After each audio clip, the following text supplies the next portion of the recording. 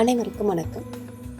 நமது சித்தர் ரகசிய பரிகார சேனலில் நாம் இன்னைக்கு என்ன பார்க்க போகிறோம்னா, 8 திக்குகளுக்கும் அதிபதியாக இருக்கக்கூடியவர், சனி பகவானுக்கே குருவாக திகழக்கூடியவர், காவல் காக்கும் கடவுளாக இருக்கக்கூடியவர் தான் நம்ம பைரவர்.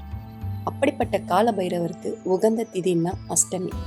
தேய்பிரை அஷ்டமியில் கால பைரவரை வழிபாடு செய்யும்போது நம்முடைய கஷ்டங்கள் அனைத்தும் தேய்ந்து போகும் என்றும், வளர்பிறை அஷ்டமியில் கால பைரவரை வழிபாடு செய்யும்போது அஷ்டலக்ஷ்மிகளின் அருளை பரிபூரணமாக பெற முடியும் அப்படின்னு சொல்லியிருக்காங்க. அந்த வகையில் வளர்பிறை அஷ்டமியில் செய்ய வேண்டிய ஒரு வெத்தலை வழிபாட்டை பற்றி தான் நாம் இன்னைக்கு பார்க்க போகிறோம்.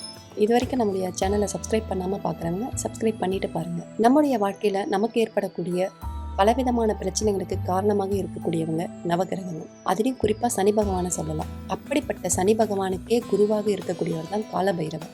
அவரை நம்ம வழிபாடு செய்யும்போது சனி பகவானுடைய தாக்கத்திலிருந்து விடுபடுவதோட மற்ற கிரகங்களால் ஏற்படக்கூடிய கஷ்டங்களில் இருந்தும் நம்மளை இவர் காப்பாற்றுவார்.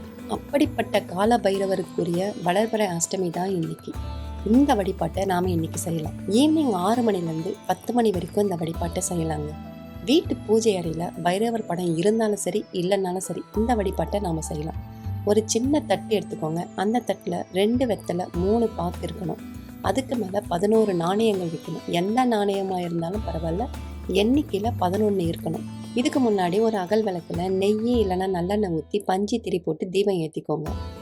உங்களால் முடிஞ்ச ஏதாவது ஒரு பொருளை நெய்வேத்தியமாக வைங்க. கல்கண்டோ சர்க்கரையோ ஏதாவது ஒன்று எடுத்து நெய்வேத்தியமாக வைக்கலாம். அறையில் ஒரு துண்டு ஒன்று விரித்து வச்சுட்டு வடக்கு திசையை பார்த்த மாதிரி உட்காந்துக்கிட்டு ஓம் ஷொர்ண ஆகாஷ்ண பைரவா நமக அப்படின்னு 108 முறை சொல்லுங்கள். இதை 108 முறை சொல்லி முடிச்சதுக்கப்புறமா கற்பூர தீப தூப ஆராதனை காட்டி வழிபாட்டை நிறைவு செஞ்சுடுங்க. தூபம் போடும்போது பச்சை கற்பூரம், ஜவ்வாது, ஏலக்காய் இது எல்லாத்தையும் சேர்த்து பயன்படுத்துங்க. இப்படி வழிபாட்டை நிறைவு செஞ்சதுக்கப்புறமா நெய்வேத்தியமாக வச்ச பிரசாதத்தை எல்லாருக்கும் வீட்டில் இருக்கிறவங்க எல்லாருக்கும் பகிர்ந்து கொடுங்க.